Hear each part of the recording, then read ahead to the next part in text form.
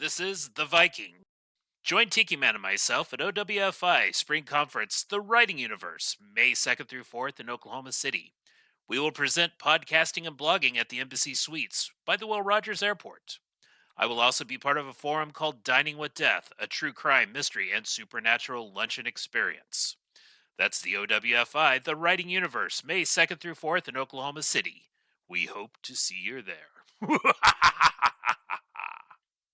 Hi, this is H.B. Burlow, co-host of Tiki Man and the Viking podcast. Just letting you know about my new book, The Day of Calamity, Volume 1 of the Wichita Chronicles, a new historical crime fiction series that takes place in Wichita starting in 1946. It's available currently on Amazon. On this very special episode of Tiki Man and the Viking podcast, we continue talking with HB about his release, The Day of Calamity. This is the second part of a two-part podcast. Enjoy.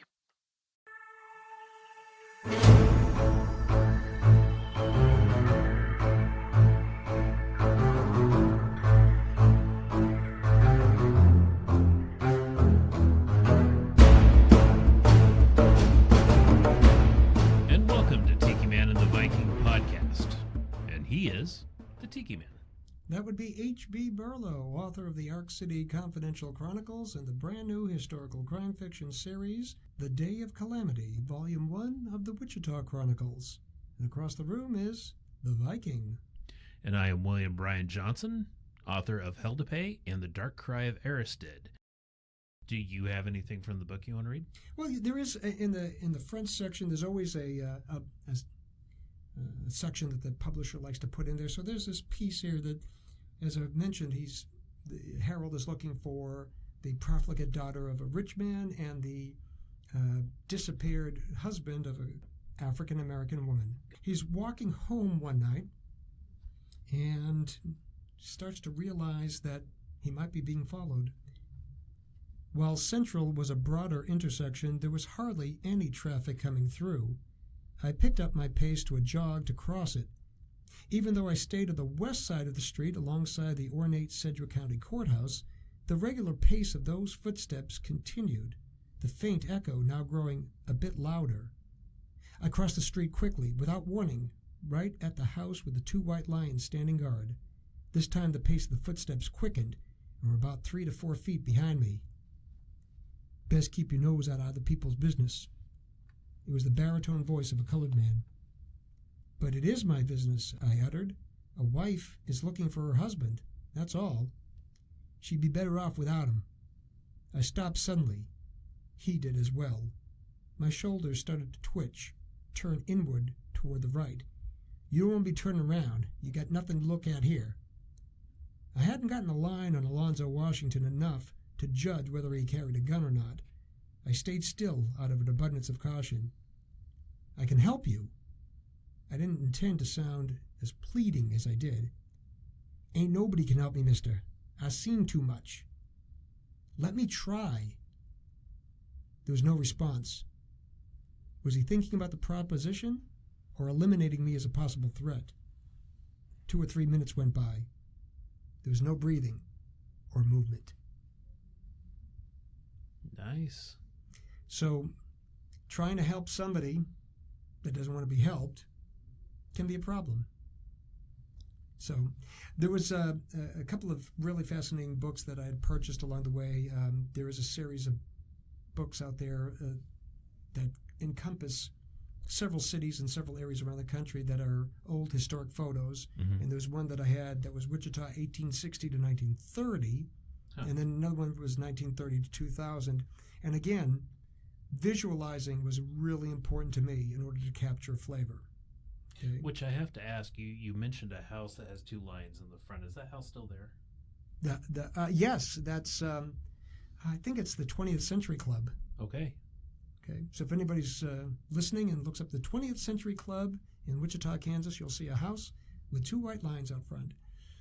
I did use Google Maps and Street View to guide me, but when it came to actual buildings, it was necessary to look at the really old pictures. Find the pictures. Yeah, and the pictures, again, that was you may use AI to create images when you're writing fantasy. Right.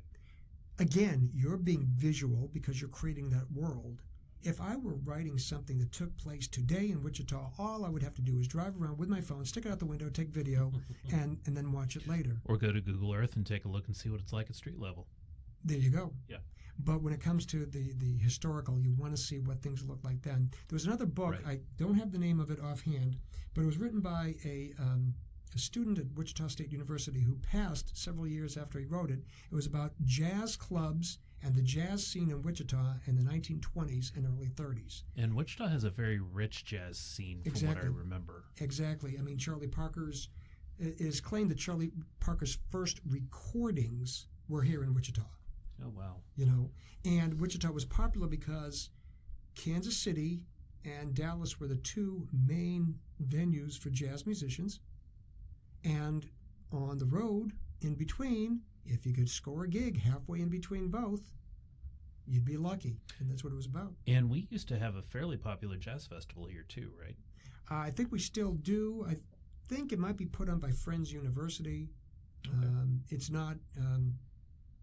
I don't see it as much, but yeah, I mean that's the other thing too. I mean, music is big in the city. Yeah, and it's interesting because I remember hearing something recently. There's a new place called Walker's Jazz Lounge that just opened. Yes, I've been following them ever since I saw them open on Facebook, and apparently they are full boat in terms of that style. Mm-hmm. It doesn't seem to be a 70s New York jazz style. It seems to be more classically oriented. So right, and they want to promote live jazz. They want to do. I mean, records are playing the other time that nobody's playing at the stage. And well, I wonder, since this book, The Day of Calamity, does feature a jazz musician and references several of the old jazz clubs, do you think they might have me do a book signing at Walker's? You might be able to talk them into it, and I would be there. Yeah. I'll make sure that they put your rounds on my tab. Yeah. Yeah. Okay. By the seventh old fashioned, you're going to be hating me. I just have been fascinated by what I've been able to learn about my own city that I live in.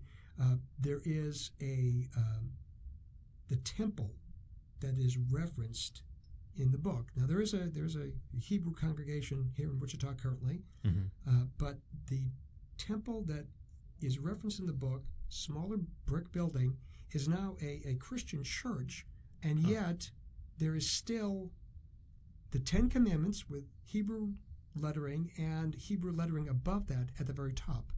So when the Christian church took over, they did not replace any of that. And where is this at, Wichita? This is on South Kansas Street, off of Main Street. It's near the Design District. Okay. So we'll have some of those links. I've got a video, a book trailer that I put together that is unlike the book trailers that I've done in the past. I refer to it as a Wichita travel log, in which we have photos of the places in the book. Mm-hmm. And, well, for example, across the street from our current Orpheum Theater, which has been around since 1922, there was a burger joint that was popular in the day called King's X. And until I remember recently, King's X. King's X was still, they had at least, I think, 5 or 6 in the city. Yeah, it was a kind of a local diner, Greasy Right. Spoon. Yeah, I remember days with my grandparents and everybody. And good eats, that's what you could count on. Mm-hmm. Now, there was one right across the street from the Orpheum Theater, and now it's a pasture of green grass because there's nothing there. Right. So hopefully we'll be able to get the link for that book trailer on to the podcast site, right? Yeah, definitely. Okay. So people will be able to see Wichita before and after and some of the buildings that are referenced. The other aspect too. Now this is kind of fun. I myself share my home with 2 cats. Mm-hmm. Okay. They are Manx cats, which for those of you who are not familiar are tailless cats. I have an orange Manx cat whose official name is Sir Pounce-a-Lot, and a tuxedo Manx cat whose official name is Lady Mittens. Nice. Well, I made them characters in the book. The cats or The the cats, actual human? Okay. the actual cats, with their actual names. The story is that when he came back from the war, and of course there was still a housing shortage, even though the war was over here Mm-hmm. in Wichita, there was still a housing shortage because the aircraft industry was doing fantastic gangbusters. So there was one apartment in this one building, and apparently the resident was a pixelated Irishman who had the two cats. And when he died, the landlady found it difficult to rent out the apartment because they felt it was cursed somehow. Harold Bergman, my main character, had no great affinity for or against cats, but promised to accept a 1-year lease at a reduced rate if he promised to maintain the cats. And he has developed a symbiotic relationship with them. This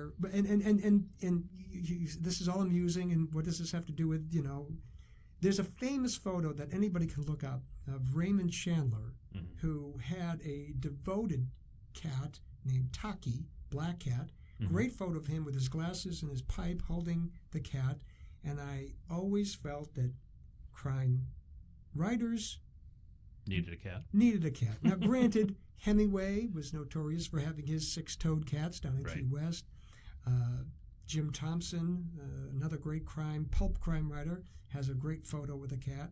So cats were integral, and I've made them not as simply diversions or something cute because they're part of my life, but the peace and the simplicity of life that Harold is able to see within the cats, he tries to get for himself. So as you can see, we're not dealing with the shoot 'em up, bang, bang, but there is action. There is a sense of, I won't say dread or terror per se, not like it's crime fiction, but there is something going on. He gets threatened by a lot of people and actually get beaten up, because that will happen, especially if you don't carry a gun. Yeah.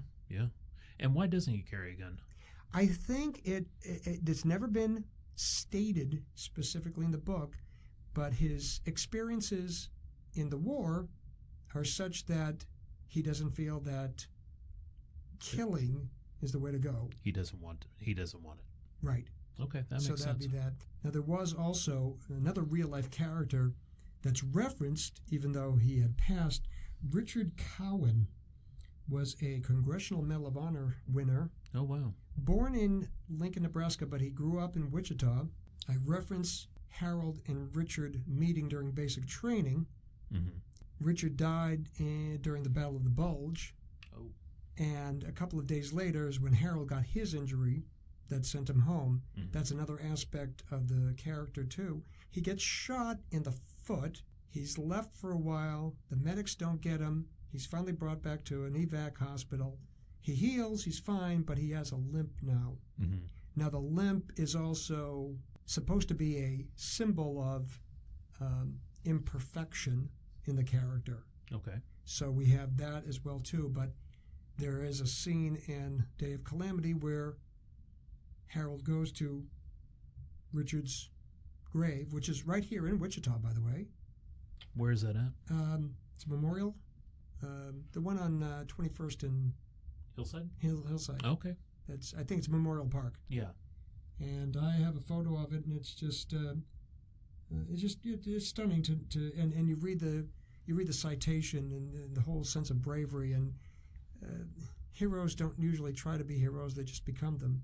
Nice. And I think that to some degree Harold feels like he should have been a hero, but life didn't play out that way, and he's just doing the best that he can accordingly. So we're not talking about a character that's flawed, because that's too easy. But you're having a character that has some PTSD, he's shell-shocked, or what did they call it from World War II? Shell-shocked was that. Yeah, PTSD didn't come till later. But, it's funny how we're talking about the same, medical condition, and they just changed the name over the years. Right. Harold is not bug-eyed or bugged out. He is totally focused. He just is looking for, why do people do what they do? And sometimes you're going to get answers and sometimes you're not. So you have to find the peace in all circumstances. So it's just been enjoyable writing that. And I'm just finding that I can infuse the character with some of my trepidations and concerns about humanity. But at the same time, I want to make sure that we're staying within the hard-boiled crime fiction genre. We're just leaving out the tropes, and maybe we're creating new tropes. Who knows? Is that possible? No, I think anything is possible. We're writers. This is true. This is true. We make our own worlds, and if we don't, we invent new things that happen in the real ones. We're looking. We're always looking. It's been fun, and this idea initiated in April of 2019. Okay, and we just got published in November of 23. So this particular piece has been percolating, if you will, for a lot longer than any of the other pieces. Now, granted, I think the same might be true of the first book of Arc City. Mm-hmm. Any first book starts off, and I think once you tip that first domino, it goes from there.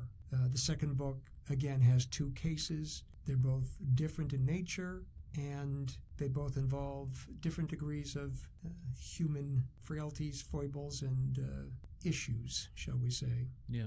It's going to be an ongoing series. Who's your publisher? The Wild Rose Press. Okay. And you said book 2 is done, book 3 is currently being written? Currently being written. I've got 3 chapters in on that, but I'm just waiting until after the first of the year to do the final edit on book 2. We'll get that to the publisher. I've had a wonderful, wonderful editor at the Wild Rose Press. She probably doesn't listen to the podcast, but We give her shout-outs. I'm going to give her a shout-out anyway. Judy Mobley is... Hi, Judy. Worked with her on 3 books of Arc City and this first book here, and she has been truly a godsend because she has been gracious, kind, and there's a give and take. I don't argue with her, but if there's a point, I can bring it up, and she listens, and we talk about it, and that is the greatest symbiotic relationship you could have with an editor. I wish all writers out there the same. Yeah, and I think we talked about that in our previous episode on editing, that you feel, you have this great editor that you're able to go through and bounce ideas off of, and she listens to you, you listen to her, and it's a good relationship. And that's how it works. And everybody, I think every writer, even if you're not with a publisher, even if you don't hire an editor, you need somebody. You need somebody that's dispassionate and will be able to read your work and provide honest feedback, even if they're not a trained proofreader or anything of that nature. There's too many people out there just want to write a book and get it published and not go through the trauma of editing. And you and I both know it is a trauma, but trauma it is forging that blade in a fire.